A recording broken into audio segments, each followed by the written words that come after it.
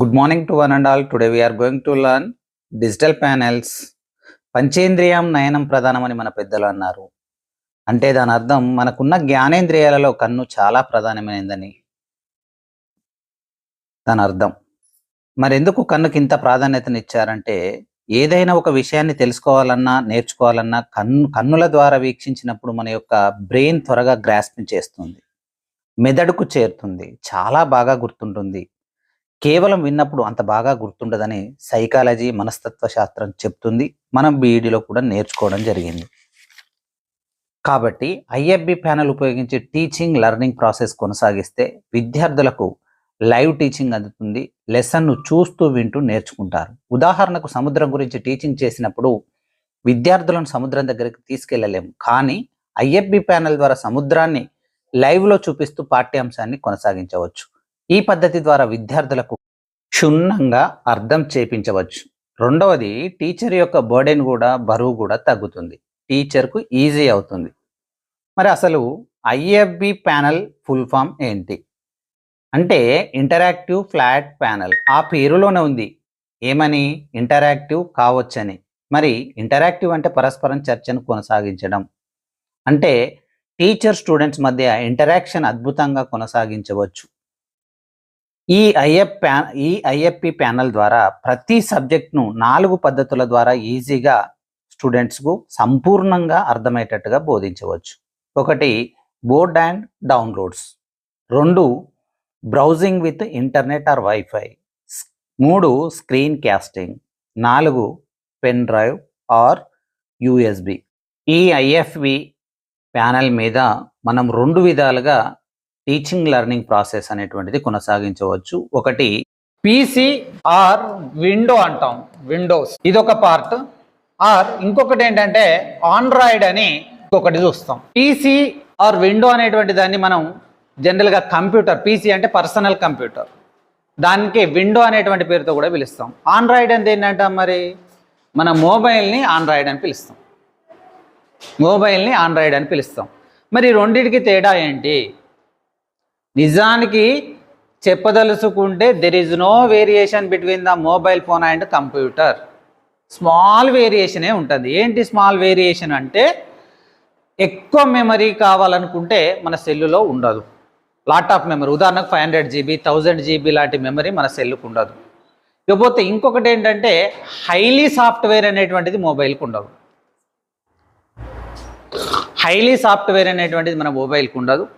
అదే highly software అనేటువంటిది మనకి పర్సనల్ కంప్యూటర్, మన పీసీకి కానీ మన విండోకి కానీ హైలీ సాఫ్ట్వేర్ అనేటువంటిది ఉంటుంది. అంతేకాకుండా ఇంకా కొన్ని రకాలైనటువంటి వీడియోలను కానీ పెద్ద పెద్ద ఇప్పుడు మనం సినిమాలలో కానీ లేదా పెండిలలో తీసేటువంటి వీడియోలు ఉంటాయి కదా, మొత్తం మిక్సింగ్ డిజైనింగ్ వచ్చేటువంటివన్నీ కూడా వాటన్నిటినీ మన ఈ ఆండ్రాయిడ్ అనేటువంటిది సపోర్ట్ చేయదు. కొన్నింటిని పీసీ మాత్రం అన్నిటినీ సపోర్ట్ చేస్తుంది. ఇది ప్రధానంగా ఈ రెండింటికి ఉన్నటువంటి వేరియేషన్. ఈ రెండింటి వేరియేషన్ నేను ఎందుకు చెప్తున్నానంటే, ఈ ప్యానెల్ బోర్డులో 2 ఉన్నాయి, ఆండ్రాయిడ్ ఉన్నది, పీసీ ఉన్నది, 2 ఉన్నది. అంటే మనం దీన్ని కంప్యూటర్గా వాడుకోవచ్చు, యాజ్ వెల్ యాజ్ మొబైల్గా వాడవచ్చు. ఇప్పుడు మనం ఎలా వాడతాం అనేటువంటిది ఒక్కొక్కటి వివరంగా. ఫస్ట్ దీనికి మనం వైఫై ఎలా కనెక్ట్ చేసుకోవాలనేటువంటిది దాదాపు మిత్రులందరికీ తెలుసు అనుకుంటా, అయినప్పటికీ కూడా ఒక్కసారి తెలుసుకుందాం.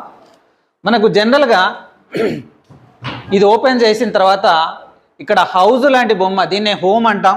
హోమ్ పేజ్కి వెళ్ళాలి. ఎక్కడికి వెళ్ళినా మనం డైరెక్ట్ అర్థం కానప్పుడు డైరెక్ట్ దీన్ని ప్రెస్ చేస్తే హోమ్కి వెళ్తాం. This is the home page. ఇది హోమ్ పేజ్.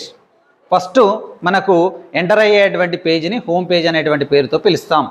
హోమ్ పేజ్ అయిన తర్వాత ఇక్కడ ఈ ప్యానెల్ బోర్డ్స్ అనేటువంటి మనకు ఇక్కడ మీకు చూడొచ్చు, లోగో చూసుకోవచ్చు. ఇది ఎల్జీ. ఇందులో మనకు ఎల్జీ ఉన్నది కాబట్టి ఎల్జీ గురించే చాలా స్కూళ్ళల్లో ఉన్నది కాబట్టి నో ప్రాబ్లం. నాకు తెలిసి మీ అందరి స్కూళ్ళల్లో కూడా ఎల్జీ ప్యానెల్సే ఉన్నాయని నేను అనుకుంటున్నాను.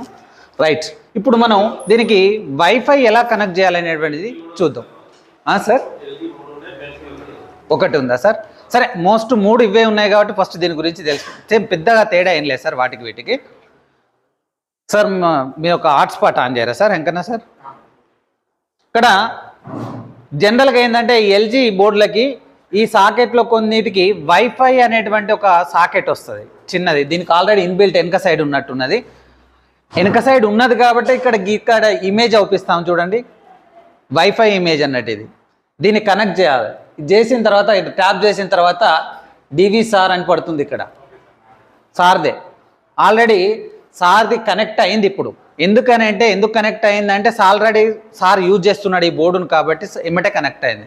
ఇప్పుడు ఉదాహరణకు నాదో వేరేటోలో మీదే ఎవరైనా కనెక్ట్ చేయాలంటే మనం ఏం చేయాలి, యాడ్ నెట్వర్క్ అని ఇట్లా కొత్తది ఇప్పుడు ఇది ఉన్నది, దీన్ని అడిగితే పాస్వర్డ్ అడుగుతుంది. ఇది వేరేటోళ్ళది వాళ్ళు ఓపెన్ చేసేది, కానీ వేరే సార్ లెవెల్ ఓపెన్ చేసి ఉన్నది అంటే వాళ్ళు హాట్స్పాట్ ఆన్ చేసి ఉన్నారు.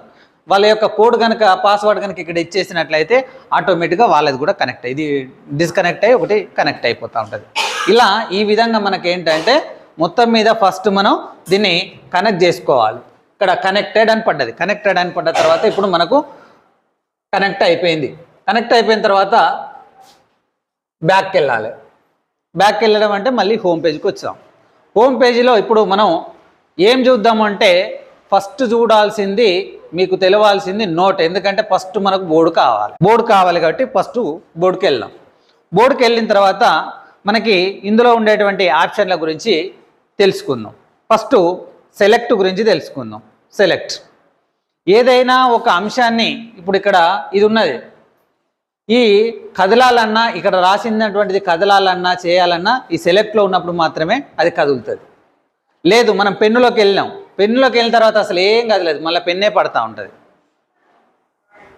సెలెక్ట్లో ఉంటే ఆ పేజీని మనం రాసినటువంటి పేజీని మినిమైజ్ చేయొచ్చు, మ్యాక్సిమైజ్ చేయొచ్చు, చిన్నగా చేసుకోవచ్చు, పెద్దగా చేసుకోవచ్చు. సెలెక్ట్లో ఉన్నప్పుడు మాత్రమే సాధ్యమవుతుంది. పెన్లోకి వెళ్ళిన తర్వాత కాదు, ఇట్లా పెన్లోకి వెళ్ళాం కాదు. ఇప్పుడు ఈ గీత కొట్టినాం, ఈ గీత పోవాలి అన్నప్పుడు ఏం చేయాలి కదంటే ఒక్క గీత వెనుకబడ్డది కాబట్టి ఈ అండు కొట్టుకుంటే గీత కడిగిపోతుంది. మళ్ళీ అదే గీత మనకు అవుపియాలి, రీడూ కొట్టవచ్చు. గీత వచ్చింది, పొరపాటున మన చేయగలిగి ఇట్లా గీత పడుతుంది, ఇది అవసరం లేదు అనుకున్నప్పుడు టక్న అండు కొట్టేసుకోవాలి. ఇక్కడ అండు అనేటువంటిది ఉంది ఆప్షన్, దాన్ని అండు కొడితే ఆటోమేటిక్గా అది మనకు ఆ గీతలు పోవడం జరుగుతూ ఉంటుంది. పోతే ఇక ఈ పెన్ను వాడినప్పుడు పెన్నుకు సంబంధించినటువంటి అంశాలు కనుక చూస్తే ఇందులో మనకు ఒక 4 రకాల పెన్నులు అవుపిస్తున్నాయి, ఒక 10 రకాల కలర్లు అవుపిస్తూ ఉన్నాయి. ఏ పెన్ను ఎప్పుడు వాడాలనేటువంటిది మనకు తెలియాలి. కొద్దిగా ఎలా తెలుసుకోవాలి దీన్ని అంటే ఫస్ట్ మనకు ఆడ ఇమేజెస్ చూస్తేనే అర్థమవుతుంది. ఇక్కడ ఇది బాగా షార్ప్ ఉన్నది అంటే పెన్సిల్ లాగా, ఇది మనం సెలెక్ట్ చేసుకుంటే మనం రాసేటువంటిది సన్నగా పడుతుంది. ఇంకా సన్నగా పడాలనుకుంటే దీన్ని లెంత్ను కూడా తగ్గించుకోవచ్చు. ఇట్లా తగ్గించుకుంటే ఇంకా సన్నగా పడుతుంది. లేదు ఈ కలర్ వైట్ కలర్ నాకు నచ్చలే, ఎల్లో కలర్ తీసుకుంటారు, నా ఎల్లో కలర్.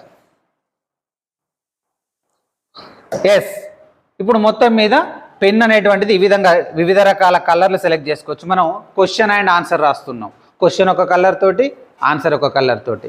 లేదు ఒక ఇమేజ్ వేస్తున్నాం, ఏది ఇండియా మ్యాప్ వేసాం, ఇండియా మ్యాప్ వేసిన తర్వాత దాంట్లో అవుట్లైన్ ఒక కలర్ తోటి, లోపల స్టేట్స్ ఇంకొక కలర్ తోటి, లోపల ఇంకా జిల్లాలు కానీ వేరే ఇంకేమైనా లొకేట్ చేయాలనుకున్నప్పుడు ఇంకొక కలర్ తోటి ఈ విధంగా డిజైన్ చేసుకోవచ్చు. ఇట్లా ఈ విధంగా కలర్లు అనేటువంటివి యూజ్ అవుతాయి. నెంబర్ 2 ఇంకొక పెన్ను, ఇది పెన్ను కాదు కానీ ఒక రకమైనటువంటి బ్రష్ మోడల్.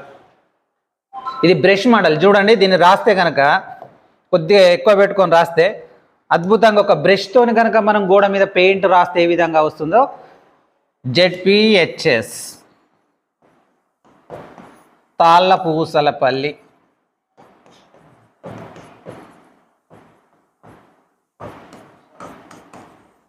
ఒక బ్రష్ను కనుక మనం ఇట్లా తిప్పితే ఎట్లా వస్తుందో అట్లా ఆ టైప్లో వస్తూ ఉంటుంది.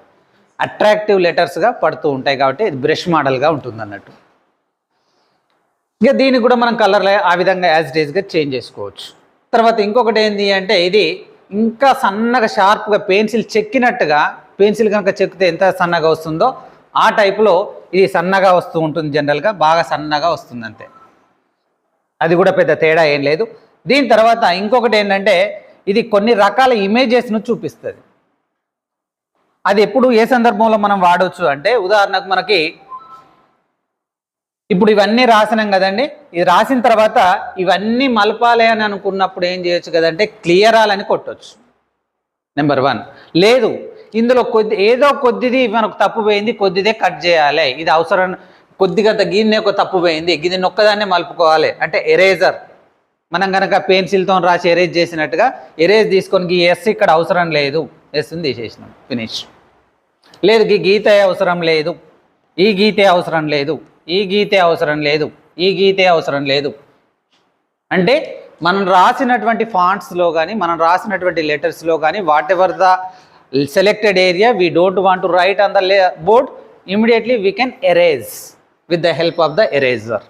లేదు మొత్తం మలపాలి, క్లీన్ ఆల్, మొత్తం పోయింది. లేదు ఇదంతా ఇప్పుడు రాసింది మళ్ళీ పొరపాటున క్లీన్ ఆల్ మన ఏళ్ళు తగిలిపోయింది, అండు మళ్ళీ అంతా వచ్చేసింది. పొరపాటున మన ఏళ్ళు అక్కడ తగిలి పడిపోయింది, మళ్ళీ ఇమ్మీడియట్గా మనం బాధపడాల్సిన అవసరం లేదు, రాసిందంతా ఉన్నది. ఇట్లా రాస్తూ ఉన్న తర్వాత ZPHS Talapusalapalli which is located, which area located near Mahabubabad.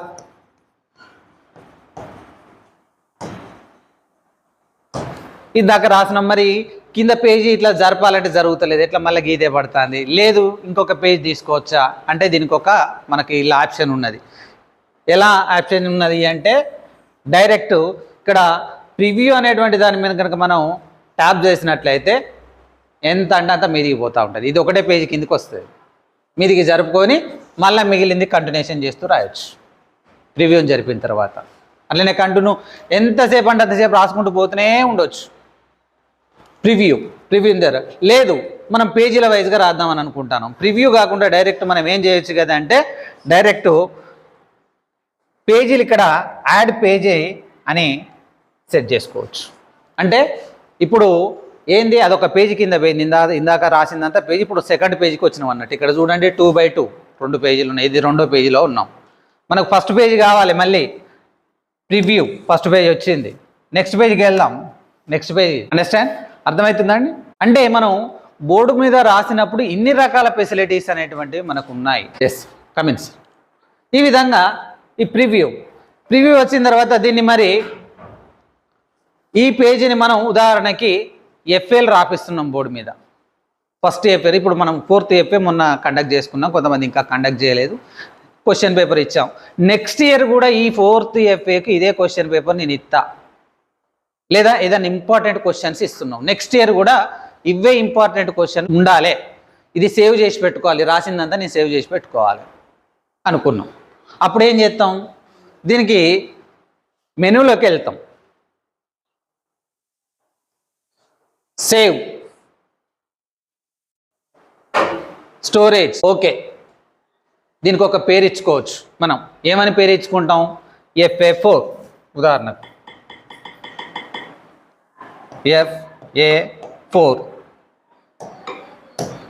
FA4 అని దీనికి ఒక పేరు ఇచ్చుకున్నాం. Okay, saved. సేవ్ అయింది ఎక్కడ ఉన్నది మరి మనకు మళ్ళీ ఎప్పుడు దొరకాలి? ఇది FA4 సోషల్ అని అక్కడ ఒక ఇచ్చుకున్నాం, ఒక టైటిల్ ఇచ్చుకున్నాం. ఇదంతా సోషల్ కింద రాసుకున్నదంతా సేవ్ చేసుకున్నాం. మనకు సేవ్ ఎక్కడ దొరుకుతుంది అనేటువంటిది ఇప్పుడు మనం ఒకసారి సేవ్ గురించి తెలుసుకుందాం. మళ్ళీ అట్లా తెలుసుకోవాలనుకున్నప్పుడు మనం ఏం చేయాలి కదా అంటే డైరెక్ట్ ఒకసారి మళ్ళీ హోమ్లోకి వెళ్ళాలి. హోమ్లోకి వెళ్ళిన తర్వాత ఇక్కడ ఫైండర్ అని ఒకటి ఉంటుంది. ఈ ఫైండర్లో మనకి డౌన్లోడ్స్లోకి వెళ్ళిన తర్వాత ఇప్పుడు సేవ్ చేసినటువంటి టాపిక్ సార్ ఇక్కడ స్టోర్ అయింది, మనం రాసింది వచ్చింది. అంటే మనకి ఇన్ని రకాలైనటువంటి ఫెసిలిటీస్ అనేటువంటి అంటే రైటింగ్లో మనం ఎక్కడ రాసాం ఏం కథ అనేటువంటిది ఎటుపోకుండా అయితే దానికి ప్రాపర్ టైటిల్ మనం ఇచ్చేసుకొని ఇది FA4 సోషల్ అని ప్రాపర్ టైటిల్ ఇచ్చేసుకొని అందులో స్టోర్ చేసుకుంటే అది ఆ విధంగా స్టోర్ కావడం అనేటువంటిది జరుగుతూ ఉంటుంది. ఇంకోటి రూలర్స్ గురించి తెలుసుకుందాం. ఇది జనరల్గా మ్యాథ్స్ వాళ్ళకి బాగా యూజ్ అవుతాయి సార్. కంపాస్ కానీ పోతే ఇవన్నీ కూడా స్కేల్స్ ఇవన్నీ కూడా వాళ్ళకు బాగా యూజ్ అవుతూ ఉంటాయి. దీని తర్వాత షేప్స్, కొన్ని రకాల షేప్స్ ఉంటాయి సార్. ఉదాహరణకి మనం పిల్లలకి బాగా వాళ్ళని అట్రాక్ట్ చేయడం కోసం ఉదాహరణకి నేను ఇప్పుడు ఒక ఇండియా మ్యాప్ డ్రా చేసి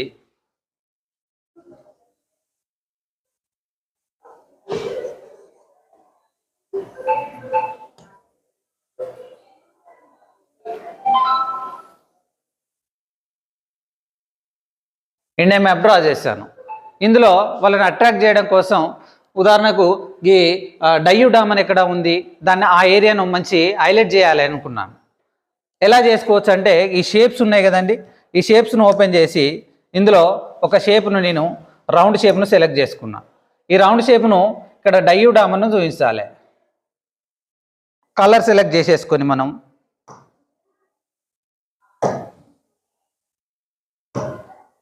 వేరే కలర్ సెలెక్ట్ చేసుకొని ఇక్కడికి చెన్నైని చూపించాలనుకుంటున్నాం.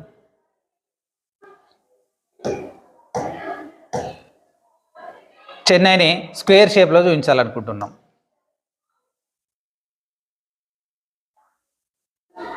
Square shape. ఇంకా రకరకాలైనటువంటి షేప్స్ మనకి ఇటువంటి షేప్ ఇవన్నీ కూడా షేపులు అనేటువంటివి ఉన్నాయి. అదేవిధంగా ఇందాక మనం పెన్నులో ఇంకొకటి వాడలే. ఏం వాడలేదు అంటే దీన్ని వాడలే. దీంట్లో కొన్ని సింబల్స్ ఉంటాయి. దీంట్లో ఆ సింబల్స్ ఏంటి అంటే ఇగో రకరకాలైనటువంటి స్క్రూ డ్రైవరు, హార్మోనియం, ఏదో వాళ్ళని అటాక్ చేయడం కోసం మధ్యప్రదేశ్ అనేటువంటి ఏరియాను సెలెక్ట్ చేసుకొని మధ్యప్రదేశ్లో ఈ నోస్ను యాడ్ చేయాలి. నోస్ యాడ్ అయిపోయింది. లేదు మధ్యప్రదేశ్లో నేను ఈ ర్యాట్ని యాడ్ చేయాలి. ర్యాట్ యాడ్ అయ్యి అంటే వారికి గుర్తుండడం కోసం ఏదో ఒకటి మధ్యప్రదేశ్లో మీరు ర్యాట్ అనుకోనరా అంటే ఆ లొకేషన్ మనకి గుర్తుండిపోతుంది. ఆ విధంగా మనం ఇందులో ఉండేటువంటి రకరకాల ఇమేజ్ను ఇన్సర్ట్ చేయవచ్చు. ఎందుకంటే మనకు ప్రధానంగా మ్యాప్ ఇవి బయాలజికల్ సైన్స్ వాళ్ళకి బాగా యూజ్ అవుతుంది, మనకు చాలా తక్కువనే అని చెప్పుకోవచ్చు. ఇకపోతే ఇంకొకటి ఏంటంటే టేబుల్స్ గురించి ఇప్పుడు చూద్దాం ఒకసారి. ఒక టేబుల్ని ఇప్పుడు మనం ఇన్సర్ట్ చేద్దాం. Insert the table. ఇది 2 లైన్లు 2 రోస్ ఉన్నాయి. మనం పెంచుకోవచ్చు, తగ్గించుకోవచ్చు రోసులు. ఉదాహరణకు నాకు 4 లైన్లు 4 రోస్ కావాలి. 1 2 3 4 ఇన్సర్ట్. 4 లైన్లు 4 రోస్. లేదు కింద ఇంకెక్కువ కావాలి, కింది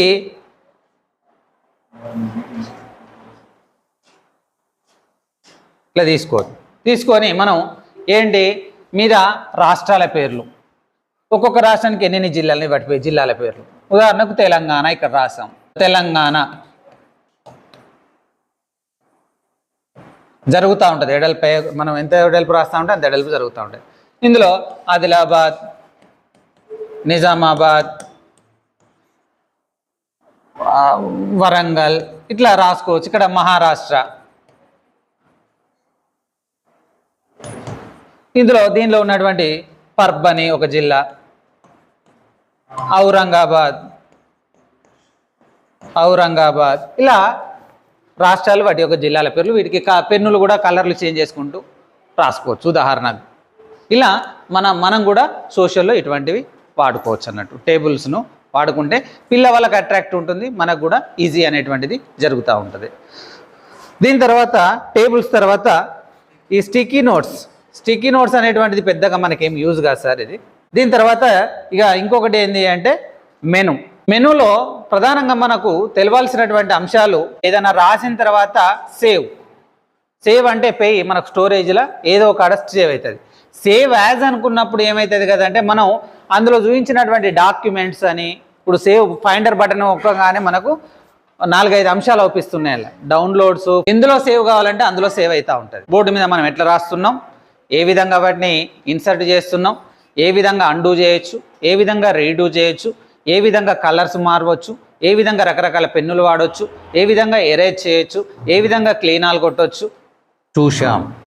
రెండవది ఏంటంటే ఇంటర్నెట్ను లేదా వైఫైను ఉపయోగించి ప్యానల్ యొక్క హోమ్ పేజ్లో ఉన్నటువంటి క్రోమియం అనే ఆప్షన్ పెట్టి ఆఫ్ చేస్తే మనం గూగుల్ వెబ్ బ్రౌజింగ్ కానీ లేదంటే బ్రౌజింగ్లో వీడియోస్ కానీ టెక్స్ట్ ఇన్ఫర్మేషన్ కానీ whatever we need which is content related we can get the information as well as we can explain very thoroughly to the students with help of the Chromium. ఇప్పుడు మనం వచ్చింది ఏంటంటే chromium పేజీలోకి వచ్చాం sir. Chromium పేజీలో మనకు దీన్ని 2 రకాలుగా వాడుకోవచ్చు. ఒకటి ఆల్రెడీ యూట్యూబ్ అనేటువంటిది వాడుకోవచ్చు. నెంబర్ 2 ఏంటంటే బ్రౌజింగ్ వాడుకోవచ్చు. ఉదాహరణకి మనం పిల్లలందరికీ కూడా కాంటెంపరీ ఇష్యూస్ ఇవ్వాలి. కాంటెంపరీ ఇష్యూస్ అంటే ఏంటి, మనము ప్రతి ఎఫ్ఏని ఒక టెస్టు, అదేవిధంగా ఒకటి ప్రాజెక్టు, ఇంకొకటి కాంటెంపరీ ఇష్యూ, ఈ 3 అంశాలను కలిపి ఒక ఎఫ్ఏగా మనం ట్రీట్ చేస్తూ ఉన్నాం కదా. మరి ఇందులో జనరల్గా ప్రాజెక్ట్ అంటే మనం ఎలా ఇస్తామంటే లెసన్ బేస్డ్గా ఉంటుంది ప్రాజెక్ట్ అనేటువంటిది. అంటే ఉదాహరణకి మనం ఒక తెలంగాణ అనేటువంటి లెసన్, ఫార్మేషన్ ఆఫ్ తెలంగాణ అనేటువంటి లెసన్ 21 లెసన్, ఏది 10th క్లాస్లో 20 చివరి లెసన్ అది. దాని మీద ఏం ప్రాజెక్ట్ ఇస్తారయ్యా ఈ లెసన్ మీద అంటే గత 1969 నుంచి 2014 వరకు జరిగినటువంటి వివిధ రకాలైనటువంటి తెలంగాణ ఉద్యమ ఘట్టాలను రాయండి. అదొక ప్రాజెక్ట్. ఎందుకంటే విద్యార్థి ఎక్కడో రెఫరెన్స్ బుక్కో లేకుంటే గూగుల్లోనో వెళ్ళి సెర్చ్ చేసి 1969 నుంచి ఎన్ని దశలుగా జరిగింది, మర్రి చెన్నారెడ్డి పీరియడ్ నుంచి మొదలు పెట్టుకుంటే కేసీఆర్ పీరియడ్ వరకు రకరకాల ఉద్యమాలు జరిగినాయి. సకల జనుల జమ్మ అని, సాగరహారం అని, సంసంద్ యాత్ర అని, చలో అసెంబ్లీ అని, ఇట్లా అనేక రకాలైనటువంటి జరిగాయి అని చెప్పి వాడు అనేక రకాలైనటువంటి ఉద్యమాల గురించి అనేక బుక్స్ గూగుల్లో సెర్చ్ చేసి రాస్తాడు. దీన్ని ప్రాజెక్ట్ అంటాం. ఎందుకంటే లెసన్ రిలేటెడ్ ఇస్తాం మనం ప్రాజెక్ట్. మరి కాంటెంపరీ అలా కాదు. ఎలా ఇస్తాం? ప్రస్తుత సమాజంలో జరుగుతున్నటువంటి ఏదైనా ఇష్యూస్ ఏవైతే ఉంటాయో, ఇష్యూస్ అంటే అవి సమస్యల కింద కావచ్చు లేదా సంఘటనల కింద కావచ్చు. ఫర్ ఎగ్జాంపుల్ కుంభమేళా జరుగుతుంది. Maha Kumbh Mela is a now recent aspect. ఈ రీసెంట్ ఆస్పెక్ట్ మీద మరి మహాకుంభమేళా ఎప్పుడు పుట్టింది అనేది ఏంటంటే మనకు తెలియదు, వానికి తెలియదు. అప్పుడు మనం ఏం చేయాలి? ఖచ్చితంగా వెబ్ బ్రౌజర్లోకి వెళ్ళాలి. వెళ్ళి మనకి ఎందుకు మనం కాంటెంపరీ ఇష్యూ ఇచ్చాం, మనకి how to what about the write about the Maha Kumbh Mela అని ఇచ్చాం. ఇస్తే అప్పుడు బ్రౌజర్కి వెళ్ళి మనకు ఒకసారి చూపించాలి మనం. ఎందుకంటే మీరు ఇంటికి పెట్టి మీ నాన్న సెల్లులో కానీ, లేదు అంటే కొన్ని సందర్భాల్లో డైరెక్ట్ మనమే 6వ తరగతి ఉన్నాడు, 6వ తరగతికి మహాకుంభమేళా గురించి వాడి ఇంటికి పోయి సెల్లు కూడా చూడడానికి రాదు. కాబట్టి మనం ఏం చేయొచ్చు, ఇక్కడ ఒకసారి ట్యాప్ చేసి about the information of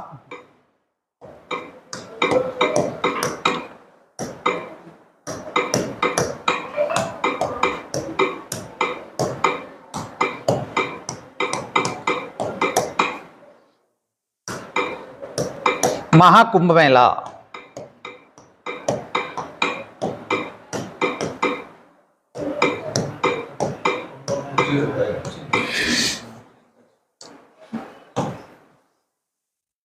Maha Kumbh Mela మనకు కావాల్సి ఇక్కడ మీకు ఇమేజ్లు కావాలన్నా, మహాకుంభమేళాకు సంబంధించినటువంటి వీడియోస్ కావాలన్నా, లేదా న్యూస్ కావాలన్నా, షార్ట్ వీడియోస్ కావాలా, ఇవ్వండి అవి కింద మనకు అవుతూ ఉంటాయి. ఫస్ట్ మనం ఏం చేసుకుంటాం అని పిల్లవాడికి ఇలా చూపించి ఫస్ట్ మీకు కావాల్సింది ఏంటంటే దీనికి సంబంధించినటువంటి న్యూస్.